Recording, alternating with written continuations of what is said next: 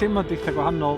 Dwi'n meddwl o'n i fwy nerfus yno, achos ti ddim yn siŵr iawn pwy ydy'r gynulleidfa, a ti'n gwybod bod chdi'n gorfod ennill nhw drosodd o'r nodi cyntaf rwysyd, ti'n gallu jyst dibynnu fo ar bydden nhw allan lled gyfarwydd efo rhai'r caneuon.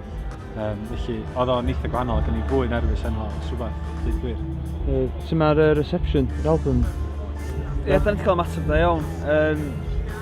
Ie, fel bob record wedi roed allan, a dwi'n gwir, oedden ni'n cwyn siŵr be eisiau bobl yn feddwl ohono neu ddeud amdano fo, neu teimlo amdano fo, ond na, da wedi cael ymateb da iawn, a da ni eisiau falch gael gigio ar caneuon newydd yma rwan, bod yn onest.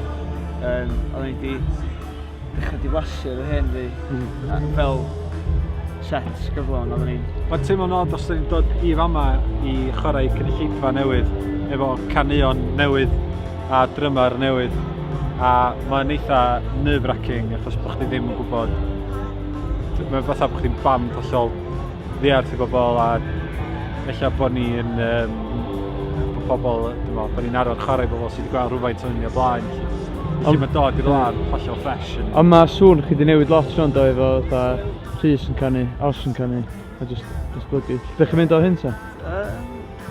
Dwi'n meddwl da ni'n meddwl gymaint hynny am lle da ni'n mynd am y lle yna. Dwi'n meddwl bod yn fwy o popio fynd i'r studio. Hit and hope.